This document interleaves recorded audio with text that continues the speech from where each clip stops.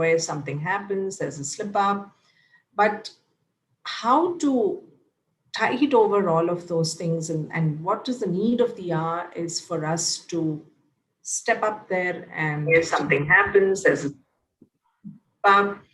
but so if you have all of this, you have arrived. Now, design project. Who are the people that we really work with? Well, of course, the architect, as in the base building architect, because you need to have a structure to put your interiors in, right? And then you have the structural consultant. What I have realized is that it's very important for us as interior architects or designers to be involved in the project right from the day go. Because, when a lot of minds kind of brainstorm out a layout, the best comes out, because then the architect, the base building architect, puts all of it together and then shares the revised layouts with us. And then we see that everything is in order and it's great to move ahead, rather than make changes and turn back the clock, because everything is about timelines, everything costs money. And then we have the MEP consultant. So here you have the mechanical, electrical, and the plumbing consultants. Usually they are under one umbrella. So they'll have one chief coordinator and then the three heads who come for the meetings. And then you have the IT consultant. We can't, I think all of us are surviving in today's day and age of the pandemic, thanks to what IT has enabled us. Otherwise, imagine if we just had to sit and dial and take decisions on calls and things like that. I mean, what life would that be? And then you have the glazing consultant. Earlier, let me tell you, when I started out, an architect was all of these things pretty much, except of course the structural consultant. And I'll tell you why it was easy for us to be able to handle all of this, because most of the projects were not, it wouldn't scale up more than about like 3,000 square feet, or say 300 square meters. So it was easy, there was just about so much that you had to know about it. And the science was pretty simple. And it was very straightforward and we were able to do it. But now with the kind of scale, projects that we have, we cannot do without these people. So don't be surprised if in an architect's drawing, you see the beams are circled out and said to structural detail, and then something else to MEP detail, to glazing detail, so then you have to go into 100 other drawings to understand what's happening there. So once everything is put together, the architect will kind of assemble all of those details and show it in his drawing. And then we have the lighting consultant these days, because lighting plays such an important role in setting the mood of the space. Even if it were a residence, you do want to make sure that the light not only kind of lights up the space, but it is also strategically located such that you can maximize the benefit from it. And if it's required to highlight something, then, well, it needs to be there, the right kind of lighting. And if it's a large scale project, then, the lighting consultant will work with the electrical consultant, figure out the switching, the logic, everything. And then he'll give the electrical load to the electrical person, and he'll include it and put it in his DB, so on and so forth. You need like years to kind of get that in, or at least 2 or 3 projects. You need to work on it to understand how all of this happens. And then you have the kitchen consultant, especially like if you were working on a restaurant, or a very big restaurant, or a hotel. You also have the kitchen consultant who will tell you what equipment needs to come in. Now, again, they coordinate with the MEP consultants in terms of what air conditioning they need, what kind of electrical points they need, and IT as well, because of the billing and things like that. And then you have the security consultant, because large complexes need security, and for that you need to put up boom barriers and work out the whole system, ensure that it is, loophole proof. So, well, there they are. And then you have the landscape architect. Now they are the ones who are going to do your external development and also probably help you with some of the softscape inside. They know best which works well and stuff like that. And then they throw a whole lot of botanical names at you, and you're like, okay, you're the expert, you do it. And also the softscape that goes out. So many times when a project is getting ready architecturally, the landscape architects actually start planting what needs to turn into a tree by the time the buildings come up. So it's usually sourced and built out and kept at a nursery somewhere, and then they are brought in here and ready to plant kind of situations. You also need the landscape architect to help you when you want to conserve trees and plants around the area. And of course, you also have like the signage consultant, because these days wayfinding is so important because the spaces are so large and you can't keep poking someone in the back and saying, hey, excuse me, where do we go? And is this the block that I need to go to reach the cafeteria and things like that. So you absolutely need a signage consultant who will again work with the architect, with the MEP consultant for lighting, for any electrical, any drama that they want. And they have to work with the architect and the designers, because in terms of location, strategic, is it okay? Is it blending with the rest of the building? Is it blending with the interiors? All of this. And these days we also have the art consultant, because you know it's all very well to just go out and select something that the designer feels is nice, it looks great, but to be able to scale it to that particular point, or if you want like a mural or something to make or break that space, but you're not really cut out to be the expert on it, because you have so many other projects to go back and deal with, right? So you go to an art consultant, and the art consultant will make a presentation, and of course there'll be a lot of iterations on what works and what doesn't. And in all of this is you as the interior designer, because ultimately it is what turns out as a product which is going to be uh, perceived by the users or by the client or whoever it is. So you cannot just leave it to these individual people to do whatever they like, because at the end of the day, what you had envisaged for the space, it needs to look like that, right? And in all of this, let's not forget the most important embodied, uh, you know, person in all of this, and that is the client.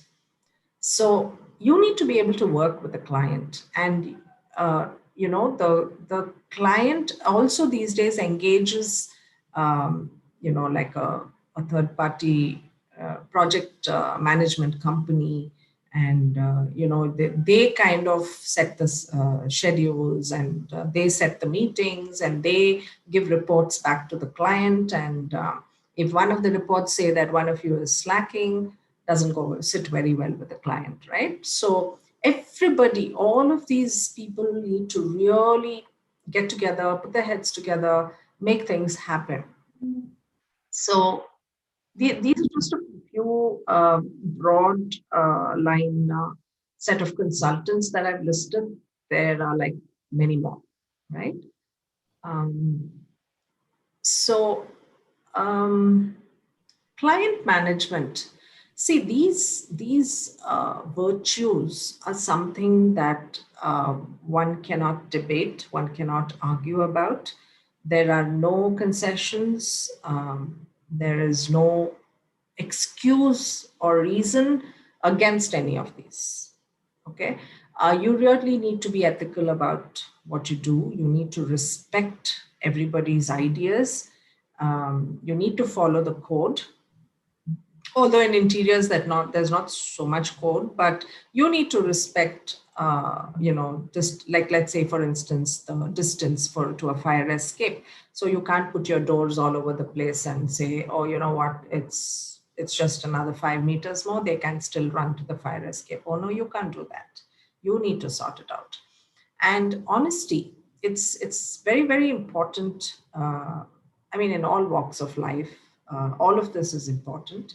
And integrity, never let anybody uh, take that away from you. Most important, again, like I would want to keep parroting it almost, is to say that client satisfaction is so important, because this is what will ultimately be your reward, your trophy to take back home. And also by word of mouth, they will definitely recommend you to somebody else. I mean, which is true of anything in life, isn't it? But 100% satisfaction is rather hard, but it doesn't mean you shouldn't strive towards it, because then you usually get there.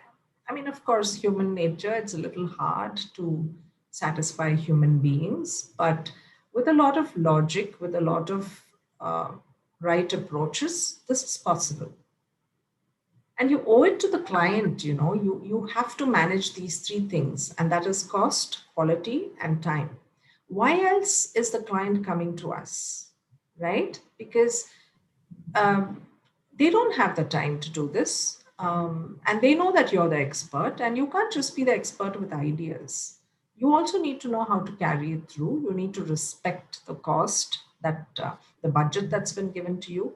Obviously, quality is something they're not going to compromise on. And time, if you don't give it to them in time, then it defeats the whole purpose of their coming to us, isn't it? Another thing you need to know is you really need to know your client. You need to not lock horns with them, but you need to lock your fingers in absolute, um, to say that we are a strong force and we will give you what you want.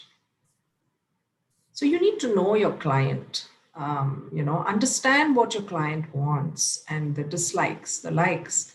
And most of the time that dislikes will be what you like, but so that's where you step in and try and explain to them that, you need to take it to a point where they understand, and not by talking.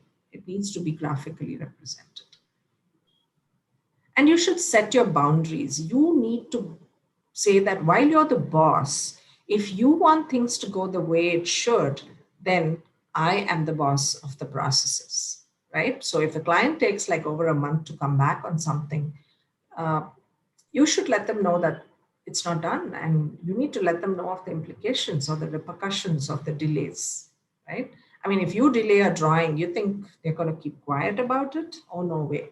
So you need to also be very firm, set your boundaries. And you should have difficult conversations. Now, let's just say somebody in the team or you yourself have just bungled up something really bad. Be upfront about it. You don't have to go on a defensive note. You don't have to go on an apologetic note. Just say what's happened, but most importantly, do let them know what it is you're going to do for that whole situation to be tided over. Okay. Well, we all know this. The rule number one is the customer is always right. And if the customer is wrong, go back and see rule number one. This is how you need to manage your clients. It's not easy, but probably they think that we are not easy people to deal with either. So now let's go to vendor management. Well, it's the same thing. Vendor management is no different. So we have the same virtues that you need to look at. So first of all, you identify the vendors. You share the bill of quantities with them. You call for a pre-bid meeting. The reason why we call for this pre-bid meeting is typically vendors, like just about everyone else in the world, When it's time to make a submission, they'll say, oh, but we have these doubts. And they say, why didn't you reach out to us? No, we thought we'll manage, but my team failed to do so. So just call them for this pre-bid meeting. Ask them if they have any doubts in any of the drawings or in any of the BOQs, and then you can have it corrected and or have it clarified. So once you receive all of these quotes back from them, you make a comparative statement. You shortlist the contenders based on the lowest set of quotes, and merit doesn't mean that whoever is L1, that is the lowest, has to get the job. Maybe the L2 can be negotiated and reasoned out to kind of match it with L1 or even lower, because it all depends on your budget end of the day, right? So, and then you make a final offer and then you award the contract. Now you need to set a schedule, and of course you need to monitor work progress. You have to check bills and arrange for payments. And then the most important is ensuring that the snags, the problems, the discrepancies, the shortcomings, all of this should be complete before we hand it over to the client, because the first level of the satisfaction rating should be from us. And then, we need to be able to call the client over and explain to them. This is all a long process, but it's a very rewarding process in the end of it. So now I just want to give you all a rough insight into a project cost. It's typically called the FCS, which is the financial control sheet. Now the budget is allocated. Don't worry if some of you are like, oh God, do we have to do all of this? Well, we have the project managers who will get into all this math, and they're all about statistics, and they're all about Excel sheets. And you'll receive about 40 mails a day, which is also one of their uh, key indicators of work. So in all of your creativity and all of that, you need to answer those questions as well. So initially, you'll find that to be a bit of a pain, but with time and with experience, you will realize that they are the easiest questions to answer. Yeah, so preliminary costs. Now, this I'm not talking of only with regard to interiors, I'm talking of the whole project. Now, these preliminary costs could be like setting up a bore well, paying certain amount for sanctions, and all those kind of things. All the for us, it's like the paraphernalia, right? So about 1% of your total cost goes towards that, and consultancy fees. So if you're dreaming up a great percentage of it, sorry, I need to pull you all back, because all of these designers, including our interior designers, all of this should be within 4% of the project cost. Civil works would be 31%. Finishes, by finishes, I mean like the glazing, the finishing of the civil work. That takes about 4%. Services, which includes the following subheads, that's about 33%. So you must be wondering, what the hell are we going to get as interior designers? Not bad, it's coming. So then external development works, including landscaping and all, just about 1%. Signage and markings, this is what you have. There you see interiors, well, that's about all you can have. And then you have the OSNE, which is operator, supply, and equipment. This I've taken typically for a hotel. So you can make the most beautiful interiors, but then if you don't arrange for the kitchen equipment, kitchen vessels and pots and pans and your cutlery and printers and computers and all that, how is the place even going to function, right? So all of that the client puts into your project cost. And then it's like we have for most budgeting purposes, we have a contingency amount of 5%. This usually covers anything that you might have forgotten. Don't make expensive mistakes like forgetting very important high ticket items, because then nobody's going to give you more than 5%. Even 5% is going to be with a lot of cribbing. So you need to be careful. So pretty much this is how sometimes interior works goes up as high as 21%. I mean, if it is like a high budget, very, um, let's say, luxury or five-star premise, then sometimes it can stretch to 19%. Max, I think I have seen is about 21%. But that's it. We don't build Taj Mahals anymore. Not in today's day and age. And after the pandemic, I don't even know if we are going to do anything close to a Taj Mahal. So, yeah. So, what does this entail? See, first of all, you, like I said earlier, you need to receive the requirements from the client. Most importantly, find out what the budget is and the timeline. Clients are very conservative, they're very smart. They will give you a budget lower than what they have actually budgeted. Okay. And let me tell you funny thing that used to happen in one of the places I used to work with. So the client would give our boss a particular budget, and our boss would chop off like about 10% from it and give us the budget. We would chop a further 10% off and give it to all our consultants. So at the end of the day, you'll be amazed at how the product looks great with a very, you know, stringent budget. And who is happier than ever than the client, right? So, of course, there will be overheads when you do these kind of things, but it's all kind of covered. It's a pretty good procedure to follow, but I'm not saying you should do it all the time. Then you have to conduct case studies on similar projects in case you don't know what the client is talking about. If you already have a hang of what you've done and you already have it, you still need to have your team look into it. Or if you're a fresher, you're a beginner, you still need to study what the firm has done before. And you need to analyze the data. What data you find in the case studies versus what the client is asking for. You make a matrix and then enter all the details. And then you start understanding, okay, there are 50 users here, and therefore this particular restaurant need not be this big in terms of guest seating. All those kind of things. You start analyzing and you start doing the math, and it kind of all unfolds, and then you get the result at the bottom. Oh, Excel doesn't do it for you. You need to do the thinking. Yeah, you need to set in some formulas, and then it'll work. Simultaneously, you need to analyze the site. Don't ever put pen to paper or pencil to paper unless you have gone to the site. Trust me, you go to the site, you're half the master, because you know what can be done. Oh, there's this beam that is so low. I need to be careful. I need to know what to put below that beam. All these things start indexing itself in your head.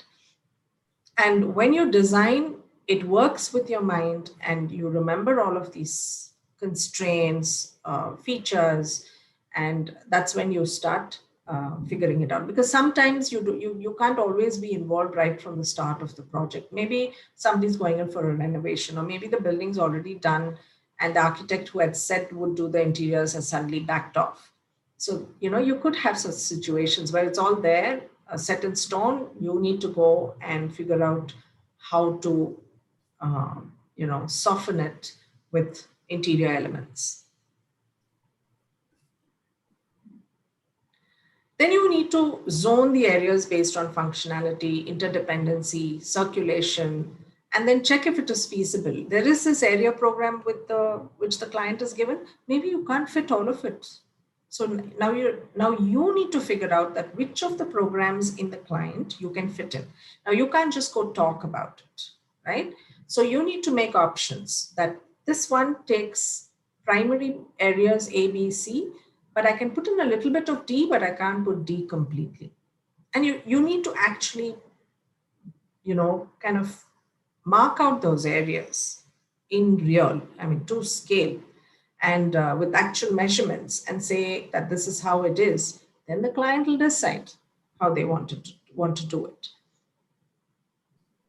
And then, so I really, really, really want to let you know that success of being a happy designer is not just about making sure that your ideas have seen the light of day. No, it also has to be happiness derived from the fact that the client is satisfied, the cost was kept as per their intent, and it was delivered to them within the timeline that they mentioned. Usually a buffer is acceptable, but not always. Now you start letting your creative juices flow. Come in as the interior designer, lay out your sheets, start pouring your ideas in, but not without the baseline that you see above all of this. Yeah? Now, the various stages of the design process, and I also want to share some pearls of wisdom. It's almost biblically important. So the project cost, it is controlled the most in this designing phase. And you if you consciously work 60% during this phase, the quality and time is also ensured. If you do not have much time, but then you are talking of designs which will take time, doesn't make any sense. It doesn't, right? So you need to be very conscious of what your constraints are and then work creatively within it. And trust me, the more constraints you have, the more creative you get because you really start thinking. And then you'll have those eureka moments, it just happens and then you crack it and then you go out there and resolve it. And 50% of successful design management is achieved through 100% of people management. Now, who are these people? Your own team, your own self, your the consultants you work with, the contractors, the people at site. I mean, even when you go out to site and give some suggestion to make something better, you will earn their respect only if you're giving a sensible solution, isn't it? If you go and tell the carpenter, nahi bhai aisa karo, but I want it done by evening, he will think you don't know anything, right? So you need to be able to manage all of these people. uh, you can be annoyed like hell, but you can't be showing it.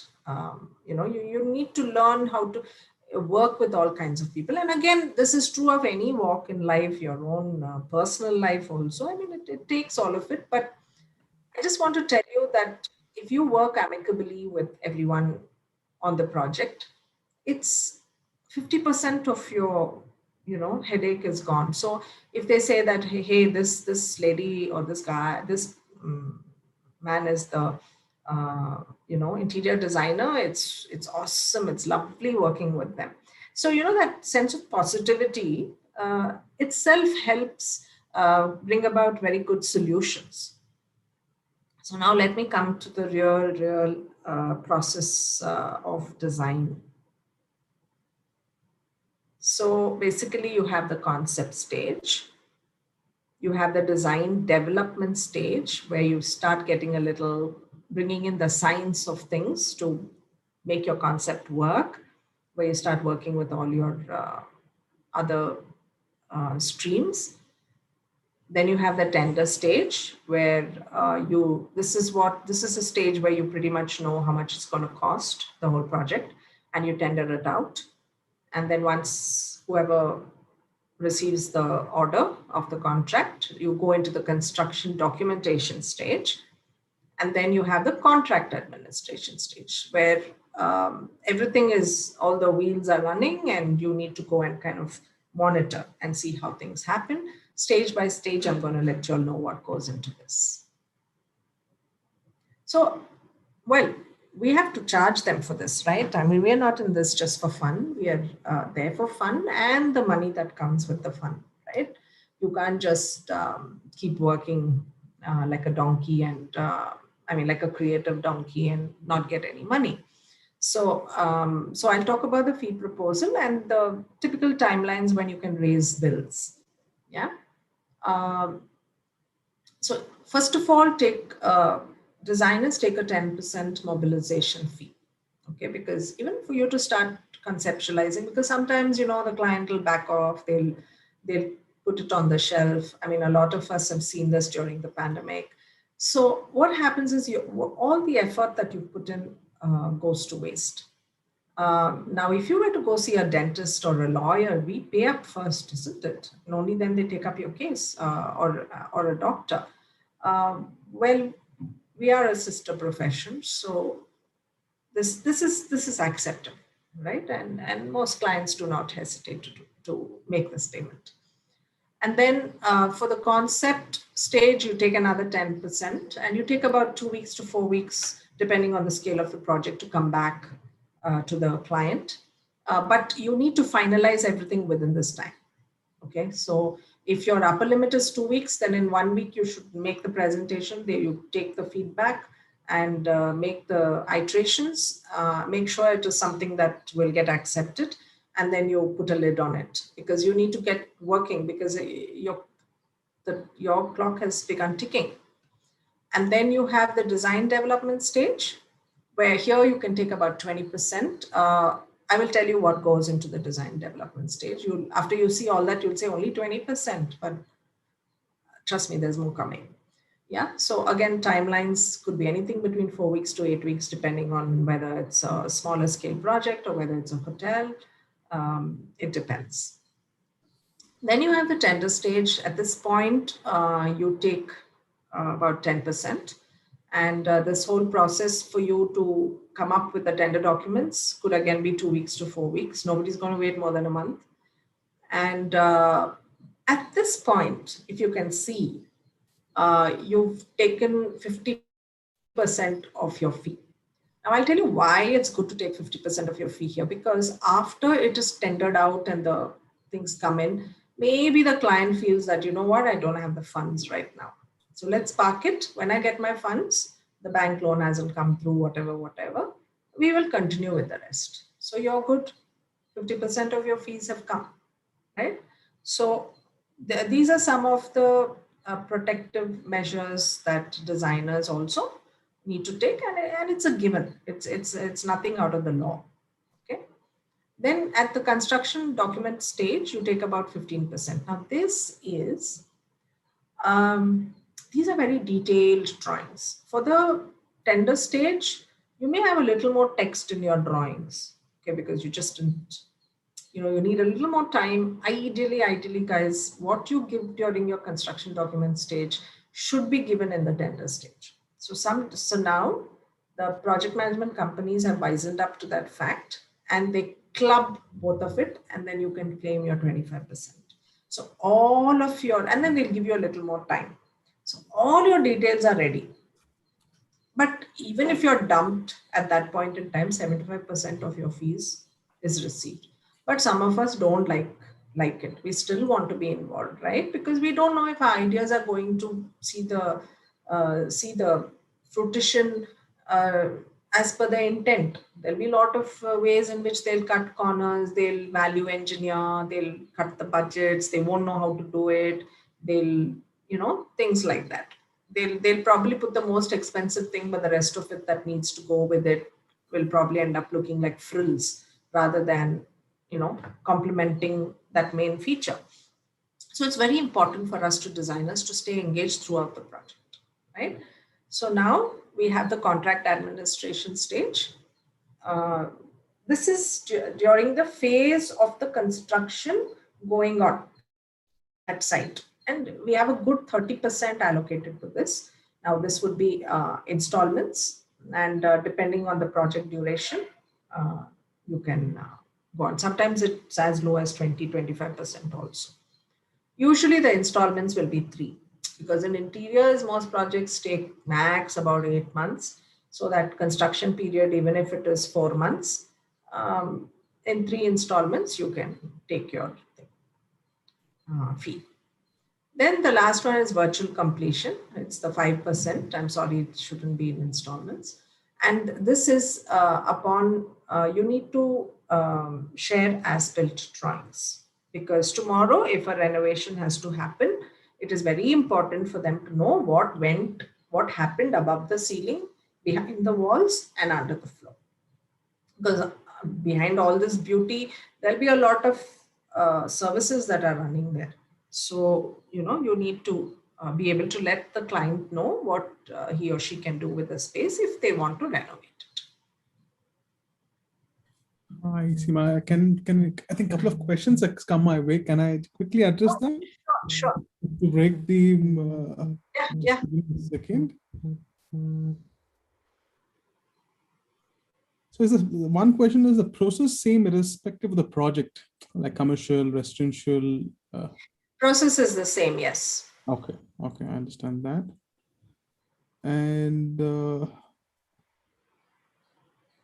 there's one other question. So how often so you spoke about how you do the initial state of presentation, and how many, like out of 10 projects you submit or you ideate, how many does it go through, or is there any ratio like that, or like how does it work? Is there any because I'm sure there are like initially, yeah, I get your point. Initially, it's a hit and miss. You can never tell.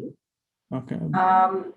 But eventually, it usually goes home. Yeah. And also, like I said, it depends. These days, especially, it's getting very competitive. Every client wants, design pitch, so they give it to like 4 or 5 designers. So I don't know, maybe it's luck, maybe it's how good you are at your work, maybe it's how well you articulate your ideas, how well budgeted it is. Sometimes the client has no clue how much he wants to spend. But if you have an idea and if you tell them that this is what I envisage it to be, and the client says, okay, but this is my budget, and if you are very sure that you can deal with it at that cost, there are a lot of factors that work. Got it. We're good. We can continue with the presentation. Thank you. Okay. This is a bit of serious stuff, guys. I'm sorry. It's again, it's not by the book. It's just what I've gathered over the years, and this is true for any project. Okay. So these are, of course, the other stages which I want to keep reiterating, and then I'll go stage by stage. So in the concept, these are the parameters that your client needs to get. Any one of these missing, you might lose a chance, right? So what do you mean by that? You put in all of these. By FF&E, I mean furniture, fixture, and equipment. So you decide what kind of furniture, what suggestive upholstery, suggestive colors, the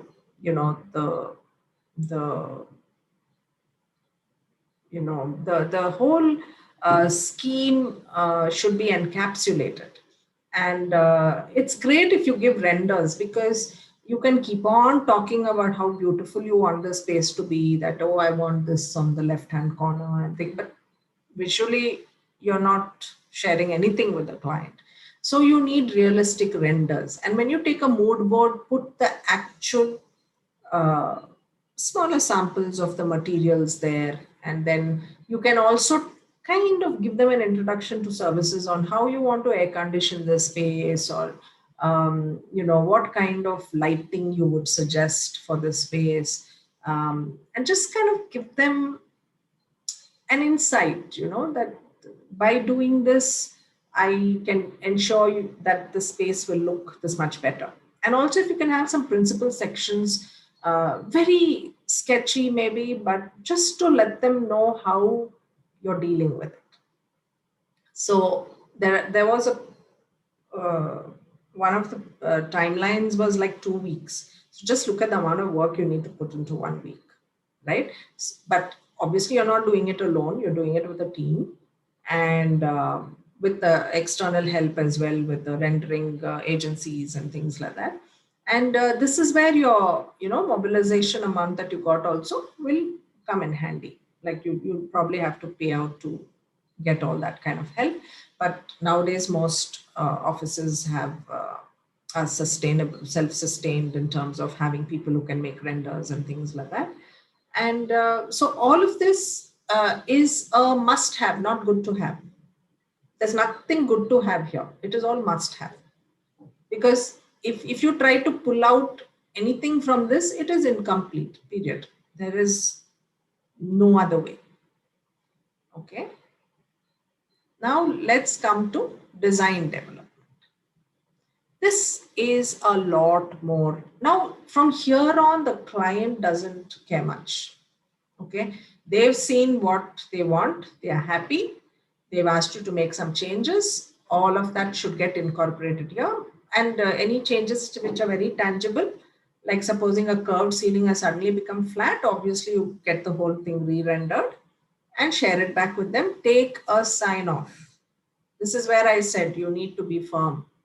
Yeah, set your boundaries. Take a sign off, because tomorrow they're going to say, oh no, but you actually showed me the curve thing. I think I like that better. But then you've gone ahead and it's built. I can't change it now. Right? So you need to set your boundaries, get sign offs, get your approvals, everything on the concepts. And then the client will only come back to you maybe during the site visits. Yeah. Here on, you drive it. You are the taskmaster. You are the project in charge. There can be a project management company. It doesn't matter. You coordinate all of this. Okay. By RCP, I mean reflected ceiling plan. Okay. So more in detail.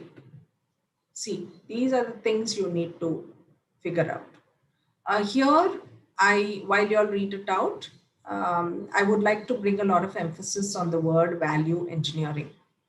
Now, value engineering is a very go-to thing by most designers and architects. They'll say, okay, let's just get started, and then we'll ideate, and then later we'll value engineer. Value engineer, what do you mean? By, you would have shown great Italian marble to the designer, but then here you'll want to put some synthesized marble that looks like it. Now, is that fair? Is that correct? No, it's not. But if for some reason the client who had given you X amount has made it X minus 20%, then this is a fair uh, solution. Okay. So try and value engineer, in the sense, try and see whether something which is taking in a lot of money because of the kind of material it's taking, but you also know there is another material which will look exactly like that. You should go ahead, but do inform your client that this is happening, right?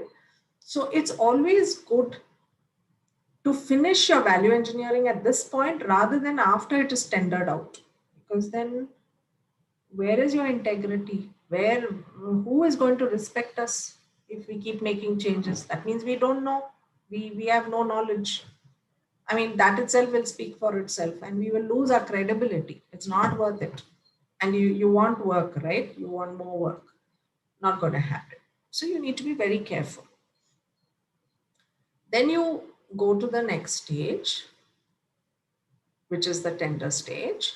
Here, there's more detailing. There is no single line diagram and all that. Okay, you need to have everything detailed out, all the finishes shown, less of text, more of drawing. Start coding everything so that your drawings are not very heavy. Then support it with finishes sheets, like the schedules and all that. Like supposing you're using 10 tiles, don't sit and write Johnson and Johnson vitrified tile, blah, blah, blah. No, just call it VT1, vitrified tile 1. That's it. Because tomorrow, if that Johnson and Johnson tile is not available, you'll have to change it in several drawings, right? So just code it, keep a coding sheet, finish the schedule. VT1 is this. Supposing it goes out of stock, you change only that Excel sheet and you submit it back to site. Okay. So this is the detailing that you need to go into. Now you need to make a priced bill of quantities as well. Okay, because this is the price you feel, and this is where you feel you're fitting the budget. Now the client or the project management company will have, oh, there are cost consultants also these days. I did not have them there, because it's only for very large scale projects. So they will make the priced BOQ for us in case we don't have that in our scope of works. They will make it, and that will be compared when the vendor sends back, when the various contractors send back their priced BOQs. So when what the agent, what the project management company will do is, or what we will do if it is a small project, is we will share the unpriced BOQ and the drawings. We will release it. Okay. And it's a very good practice to put the basic cost of the item. Okay. When I say basic cost, include all the GST, that, this, everything. Because you should mention that the white Staturio marble that you're using is 4,500 rupees a square foot. Then they'll go pick up something of that quality. Now, if you don't mention anything, they'll bring you 1,700 per square foot and say, ma'am, you wrote white Staturio, this is white Staturio, right? So you need to be very clear. So tomorrow, also for the client, supposing in the entire country, you do not get excellent Staturio for 4,500, but it is 4,750. Now that 250 rupees, that bill, if you show that difference, if you show it to the client, he or she will be ready to pay that extra amount, because it's not the fault of the architect or the contractor that that amount got increased. Maybe the import duty got increased, right? So it's very important to put the basic cost. Another thing, if it is if we as the architects know that the company Johnson & Johnson has reduced the tiles by such and such a cost for whatever reason, we know the difference and it will be credited back. Okay, so you need to be very clear about all these points that are mentioned here. And also, you know, by this point, you should have in the design development stage also, you should have figured out that I'm putting so many switches here. It is not interfering with my furniture. It is not interfering with the drapes or anything like that. All of this should have been thought out, because the consultants will just send you their drawings, but you need to map it onto your interior elevations, drawings, sections, plans, and see where it is clashing with what. There is also something called BIM, which is an external tool, but let's not go there right now. Even for that, manual data has to be entered by this human being called interior designer only, or interior architect. So things can still go wrong. So it's good to start thinking 3D from the word concept. Start thinking 3D. Don't only look at plans. Okay, that's not what architects or designers are supposed to do. Now, let's come to the construction. I just wanted to give you a bit of insight on this coordination of services. So we had this, it's a hotel, and we had this restaurant. This was the internal part, and this was the buffet area. And there was another beverage counter here. There was another, dessert counter here and all that. And this is outdoors. Then we got the coordination services drawing for just the internal indoor area like this. This is insane. How do you read something like this? Yeah. Now you'll wonder, oh my God, how is my ceiling going to look like this? Now this is how it is going to be above your ceiling. In between all this, there'll be beams, there'll be fire hydrants, there'll be a whole lot of stuff. Now, this is all your air conditioning ducts that are going. These are your grills. Some are supply, some are return. Then there are smoke detectors, there are speakers. All these little red points are lights. Whole lot of stuff. And if you go through the coding, you'll go bonkers. But if you've stayed with these guys right from the beginning, you will realize that, oh, I can read this drawing. And I can say what's wrong. I can say what's not aligned. All of this is done at this point. And then somewhere in between, they'll show you some trap doors also. The AC guy will say, no, madam, the AC duct is bending there. So I have to give a thing. If something goes wrong, we can open these trap doors. And where is the trap door? Right at my entrance to the restaurant. So we need to learn to make it work. So So now you all must be thinking, oh God, this is not what we want to do, right? No, no, no, don't quit. Stay with me. Because when you see the final product, you will realize that it was worth all that effort. Just look at this. Can you imagine that above that ceiling, all that chaos and mayhem was happening? You don't think so, right? So see, just see how it transforms a space. So design, so there's a lot of coordination here. So you need to know what you want it to look like end of the day. Suddenly there's one TV here, there's one beautiful tile clad column there. So I should have left a point for the TV at the right height properly. Now this structural thing has to hang from the ceiling. So I should have left the supports beforehand. All of this has to go into your BOQ. Huh? Otherwise, cost will go up. Tomorrow, I can't go back to the client and say, oh, I'm so sorry, we missed that structural system on top. It's not going to go very well, right? So I'll come back to the design process. So this is the construction stage where, you know, all your good for construction drawings have gone, your value engineering is done, your services are all sorted out, you know, it's all signed by respective design consultants and given to everyone at site. Okay.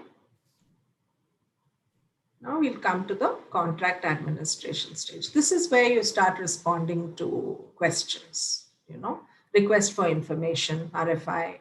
Then you check the shop drawings. Then you visit site, you make observations, you tell them what is going wrong, you tell them what is going right, but you need to send reports to the client. If it's a small project, you do it yourself or your team. If it's a very large project, then you have the wolves called project managers who will send all the details to the client more than necessary. And then you will be sitting there being questioned, you know, almost like going on the criminal stand. So be careful. You preempt problems, you resolve the problems. Problems are amazing how they shoot up. You think you've thought of everything, you've made the most detailed drawing, but when you go to site, something else happens. So it's very important to keep upgrading your knowledge on everything. And so these are pretty much what you do. And I just want you all to take a minute, pause, and read this. For me, the one that pops the most is keep budgets in mind. Great design need not necessarily entail huge expense. And very important to have maintenance-free materials or have a few which probably require more maintenance, but few items, you know, which totally make the space, you know, you cannot do without it. Then yes, you want to do it. So do we have some more questions? Yes, we do. So the next question which come my way is,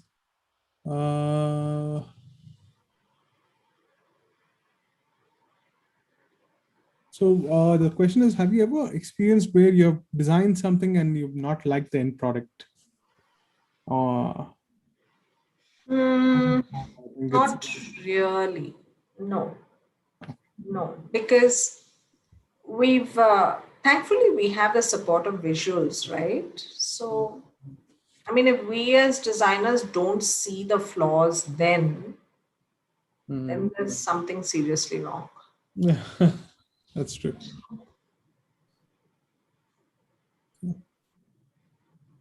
Maybe in terms of finishes, yes, but not as a product. Got it. Finishes, yes. Sometimes, you know, it's amazing how the best contractor can sometimes fail you in the next project. Things which are beyond your control. It's beyond our control. It's very sad, but yeah, it's beyond our control. Sure. This next question, does all the time cost keep defining the actual design right from the start? Or Yes. for your design? Yes. And yes, the cost does determine your design. I mean, you can keep on dreaming and you can put the most beautiful elements, um, but there are certain elements that cannot be customized. Mm, It it cannot be value engineered. right. So when you try to do something like that, and um, I mean, if you don't have cost, then what is your constraint? And if you don't have time, you will keep on improvising your design, isn't it? There's no end to that. There's no end to it. It's only cost and time which will allow you to finish one project and go to another.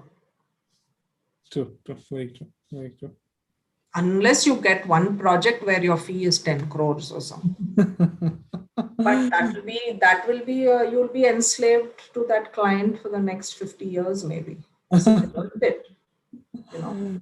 Uh, 'Cause especially with the age of Pinterest and all of that, uh, everyone is exposed to tons of designs that comes their way. And do they bring all of that to the table when they're trying to build the spaces, or how do you handle such things? Because the internet is filled with amazing pictures and all of that. Yeah, So so just like how we designers are looking for our revenue, the incoming revenue, which is part of the 4% of the project, the client who's put in so much money, which is 100% of the cost, is looking for revenue, right? They want revenue on investment. hmm, hmm, hmm. So that's why the cost comes in. There's only so much loan that he or she will get, and there's only so much time that he or she has to make up for the investment. Hmm. So we have to help them with that. Got So it. this is the time for you guys to keep on designing without cost, but you have a timeline. True. So enjoy this moment, guys, because after that, it's all about cost and time. Great. So this is another question from Rahul, Yeah. which is, what are the major struggles that you've faced in the initial days of your career? Uh, the struggle is, like I said, because there are no books that tell you what to do.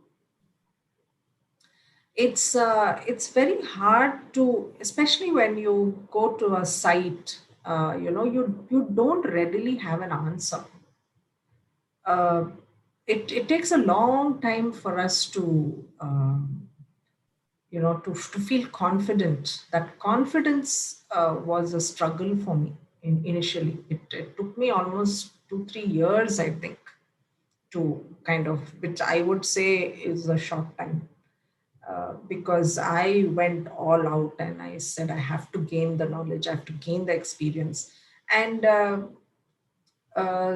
salaries, unfortunately, for the likes of us at that point in time, um, is not comparable with the other walks of life. But please, let me tell you, that's all we deserve.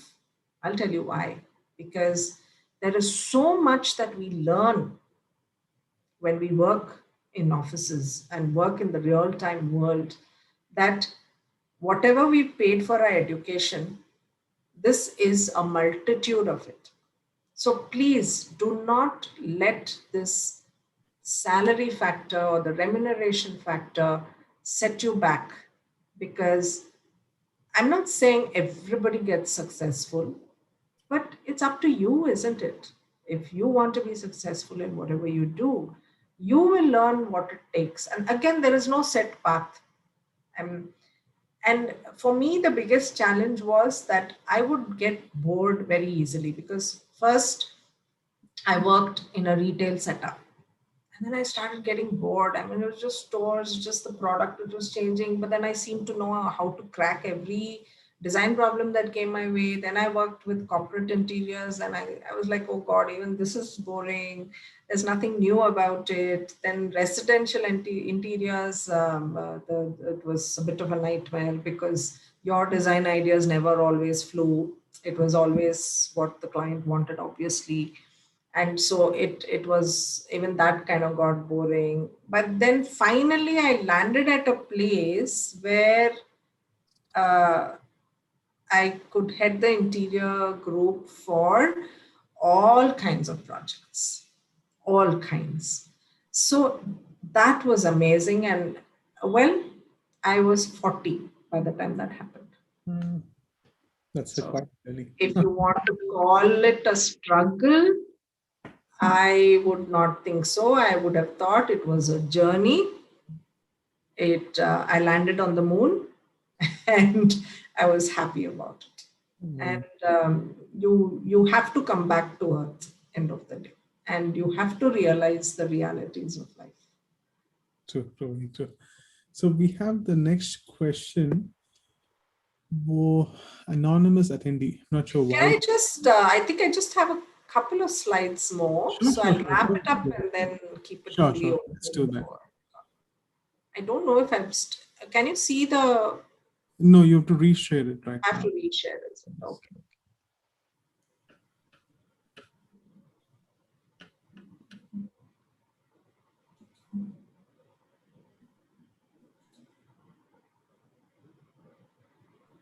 You able to? Not yet. Sorry. Yeah. You'll have to enable the screen sharing again.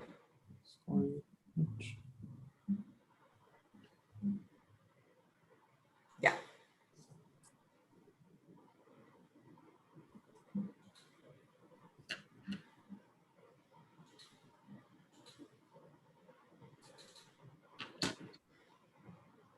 This is a bit of a. Okay. Basically, to summarize today's session and to tell you how life is as an interior designer, I just want to tell you that I'm loving it. Okay. So, yeah, now you guys can ask me questions. Great. I think that was a slide which needs some more time.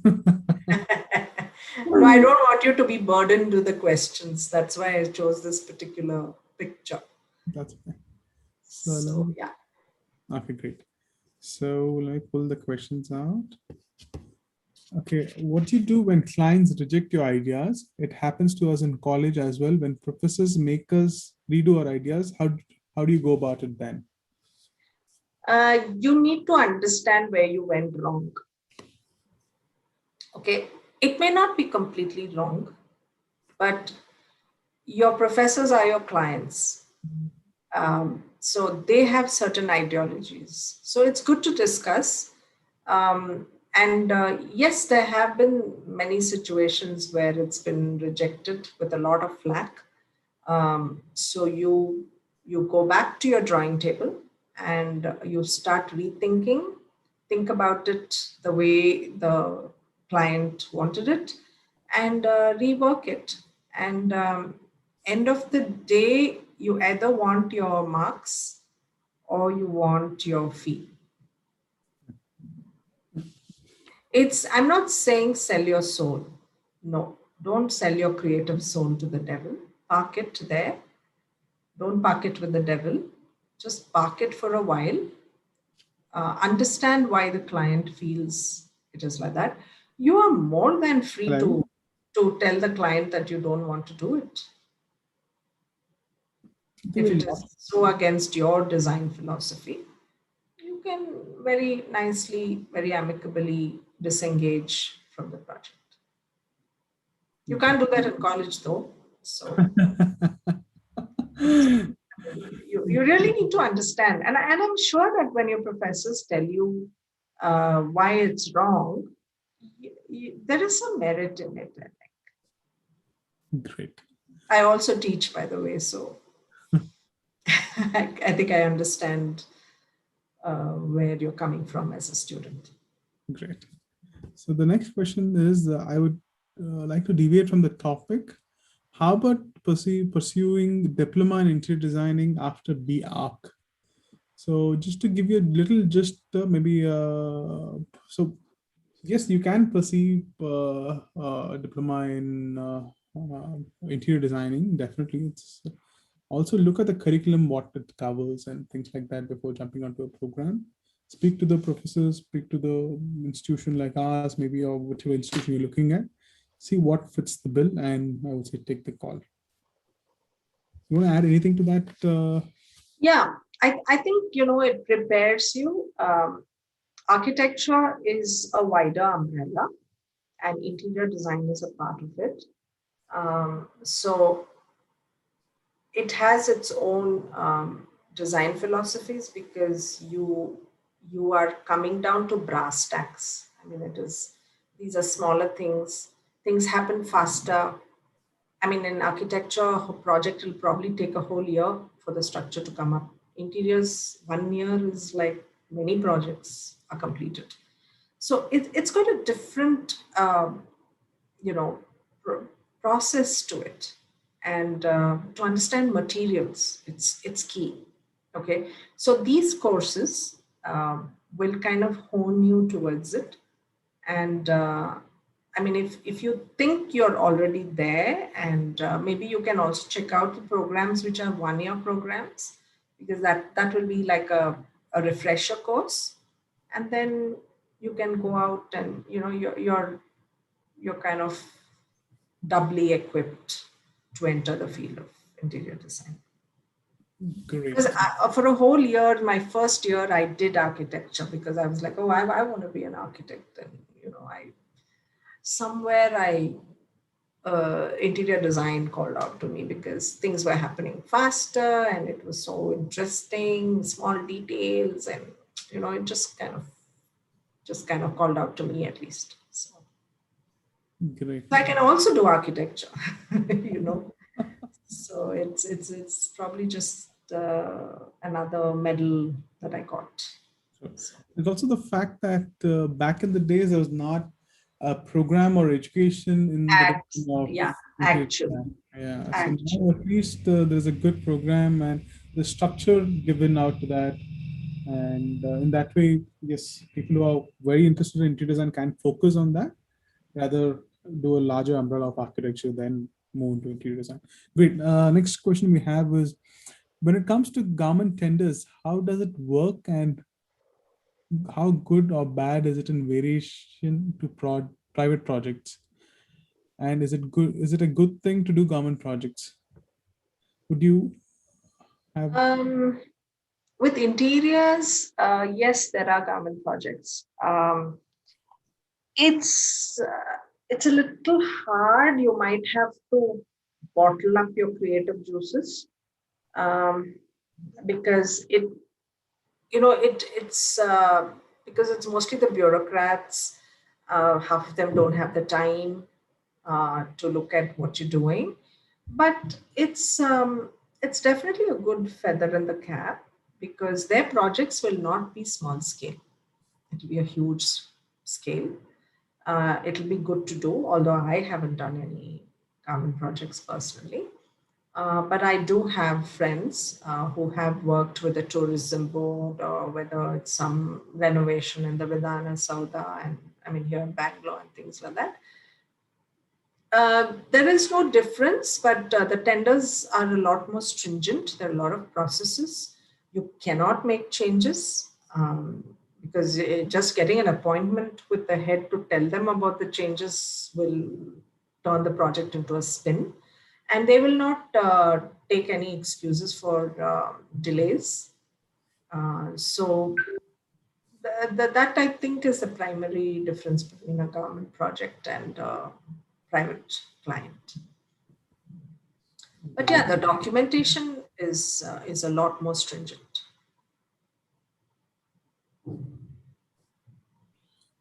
Okay, great. So the next question is, when you're designing in your office, do you have to work on options, and does the client decide on the options to move ahead? Or I'm guessing, should I reiterate the question? When you're designing your office, do you have to work on options, and does the client decide on options to move ahead with? Okay, so this is a double-edged sword. Okay, sometimes if you take options, never take too many options. What I would suggest and what has worked for me is to have uh, one solid thing, which you will call the option one. And if you're making option two and option three, it will be a part of the option one, not the whole thing. You get what I mean? So you are also sending out a message to the client that you're very sure of what will work for him or her. And but there is a little bit of thing where you think that it's okay to also take in their feedback and put that in. There is also the other thing where if you have options of the whole scenario, then it also sends a message saying that you're not sure of what you want or you're not sure of a solution. And inevitably, what will happen is the client will pick a little bit of option one, little bit of option two, little bit of option three, and ask you to come up with option four, which is the worst thing that you would have ever worked on. Yeah. So your baseline should be very clear. When you make options of certain features, okay, like the arrival feature, or like the recreation room, or like the cafeteria in an office. Make options only to that. Or in an office, if you want to show efficiency, then you can show different desking systems, but show it only for one space and give the statistics next to it, saying that if you use this configuration of workstations, you're going to get only 100 of them. But if you use this and then you work like this, you're going to get a head count of 200 people or 150 people or 125 people. Now, obviously, that makes more decisive, uh, fabric for the client to decide on. But don't confuse them. The idea is to convince them. Got it. I hope that answers your question. Great. Okay, next question is how much of experience do you suggest to start a firm on my own? Uh, Experience is never enough. So definitely, I would think like a bare minimum of 5 years. Great.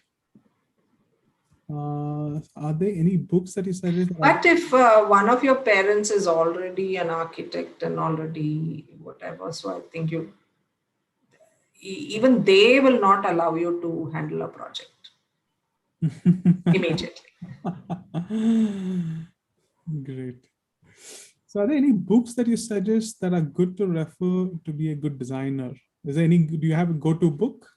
I don't think so. Nope. There's no magic book or anything. Absolutely no. Luckily, you guys can Google any design terminology and it'll throw up like hundreds of links. Yeah, our time we didn't have all that. So the next question is, are you a professor at BST too? Recently, yes. Good to have you on board with us. Visiting though. Yes. So what are the common problems faced by you in the projects?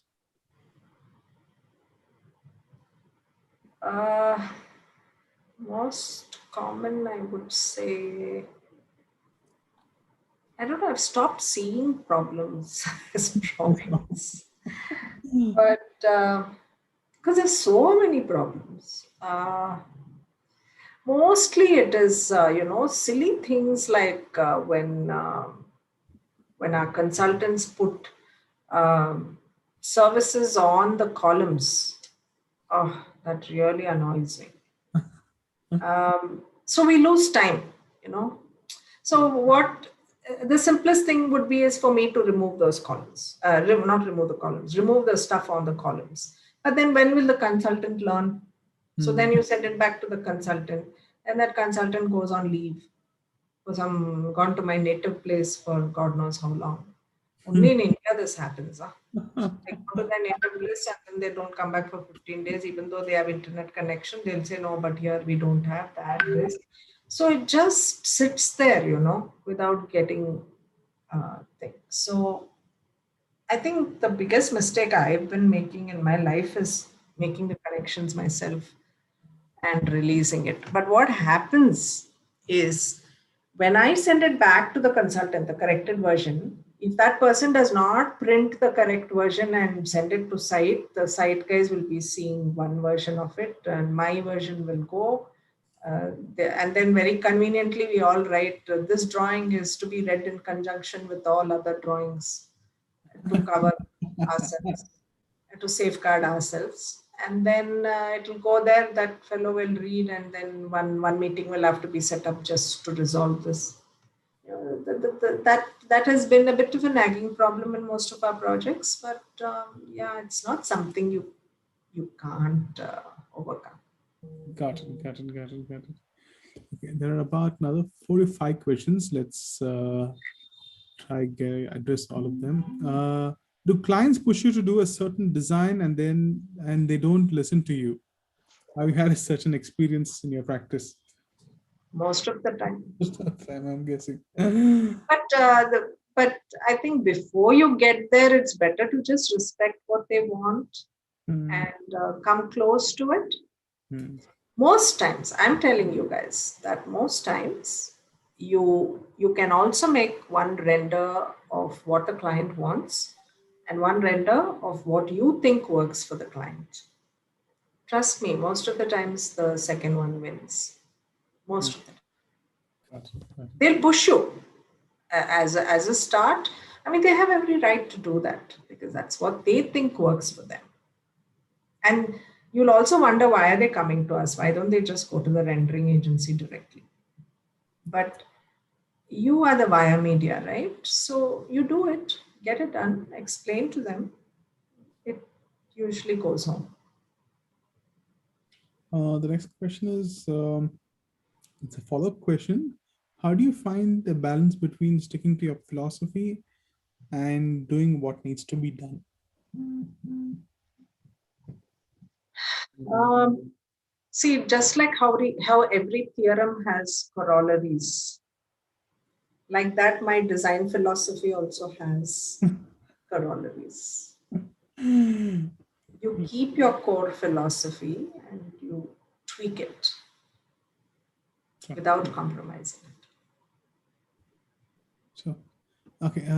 Being a young architect, the clients are not really willing to pay fees as per the market standards. Do you think we should still take up a project for a less fee because it's just going to be going to set up a low standard of our practice? Uh, no, I don't think clients think like that, honestly, because it's how much you come up with. I've seen some really young, I mean, we've also engaged at one particular firm where I was the design manager. We used to outsource the design work, and we have encouraged absolute youngsters because they don't have overheads. Hmm. Um, and one thing, I mean, you never really lower your standard or anything by kind of quoting less for a particular job, because if you're young, it obviously means you are not carrying the experience of having handled projects, right? In the beginning, it's okay to go easy. It's once you once you've arrived, once you have a proper setup, proper office, and then it helps. It's not that anyone with gray hair like myself can go and quote how much ever I want. It's probably the client is a very good friend and says, "Oh, come on, Seema, you go do this for me," just like that. And I'll say, "Okay, I'll do it, but don't expect me to go to site every time you call." And I'll probably have a fixed set of meetings.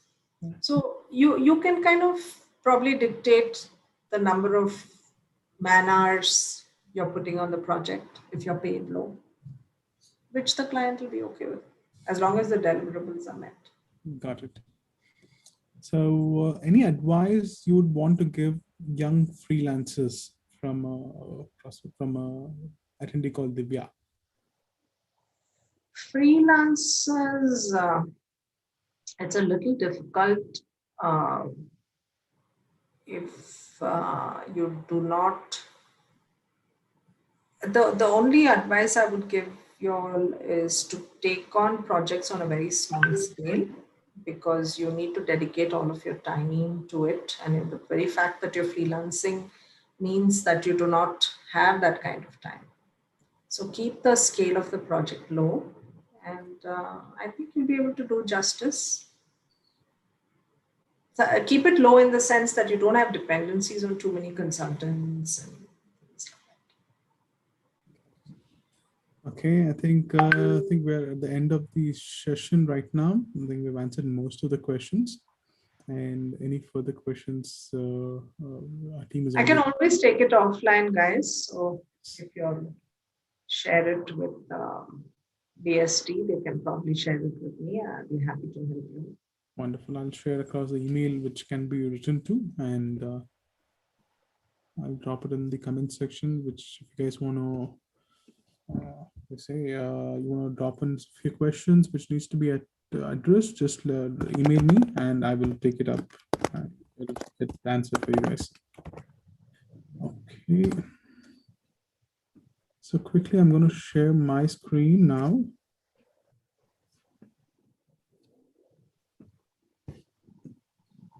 So thank you very much for joining today. And thank you, my pleasure. And it was absolutely insightful to hear all your experiences and so much of knowledge. Like, it's a good learning for me also. And definitely looking for, I'm sure the students and the participants who are here today did get an insight to a life of interior design and how a serious profession this is. And any questions, anything, please write to us, and we are always there to get it answered. And a quick update that we have a couple of more design dialogues coming up in this month, and you can always go to our website /design dialogues and register there. And thank you guys, thank you so much. Thank you, Seema, for being so in-depth explanation of certain things, which I'm sure was a pleasure for a lot of people here and good learning exercise for them. Thank you guys, thank you, have a good day, be safe. Thank you, bye. Bye.